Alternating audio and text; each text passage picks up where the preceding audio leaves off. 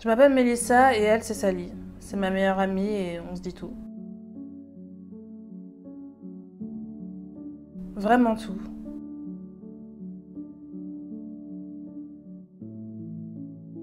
Ces derniers temps, elle me parle tout le temps de son copain. Il s'appelle Elliot.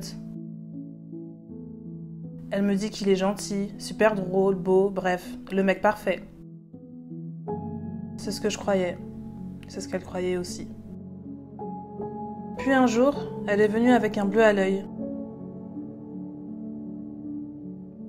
Je lui ai demandé ce qu'elle avait et elle m'a dit que c'était rien, qu'elle était tombée. Ce soir, je l'ai sentie différente. Pas comme d'habitude, elle était comme absente.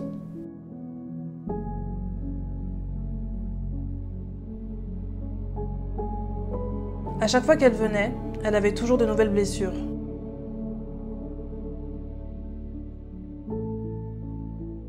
Toujours des nouvelles excuses, et bien sûr, elle était toujours de plus en plus ailleurs. Petit à petit, j'ai senti qu'elle prenait ses distances. Elle était jamais disponible, toujours chez Elliot. D'ailleurs, ils avaient déjà emménagé ensemble, c'était devenu impossible de la voir seule. Elliot était toujours dans les parages. Puis un jour, elle est venue sans me prévenir. Elle m'a tout raconté, tout. Elliot, l'homme qu'elle croyait parfait, la battait, l'humiliait, des violences physiques, psychologiques qui ne s'arrêtaient jamais.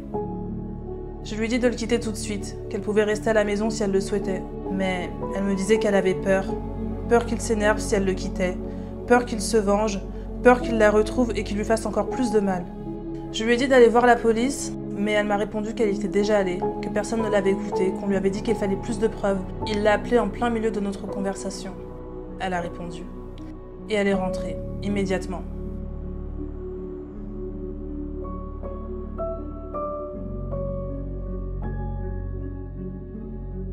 Deux jours plus tard, j'ai reçu un appel.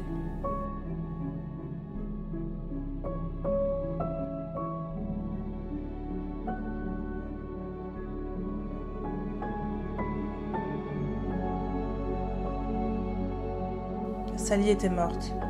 Elliot l'avait battue à mort. Le rapport médical parlait de coups de pied à la tête, de coups de poing en plein visage, de bouteilles de verre brisées sur son corps. Il l'avait tuée le soir même où elle était venue tout me raconter. Je n'aurais jamais dû la laisser partir. Et moi, je n'aurais jamais dû rester. Je n'aurais jamais dû rester après la première gifle, après la première humiliation, après la première insulte. Je n'aurais jamais dû croire que je pouvais le changer, que je pouvais l'aider, que je pouvais le soigner avec mon amour. Je n'aurais jamais dû m'éloigner de mes proches. Au contraire, j'aurais dû tous les prévenir. Je n'aurais jamais dû rester. Je n'aurais jamais dû mourir. Tous les 3 jours? Non. Tous les 2 jours et demi. En France, une femme meurt sous les coups de son conjoint. Le nombre de féminicides ne baisse pas. Au contraire, il augmente. Sally, c'est moi. Mais ça aurait pu être vous, ou votre fille, votre sœur, votre mère. Personne n'est à l'abri des violences conjugales. Personne n'est à l'abri des féminicides. Et il est temps que ça cesse.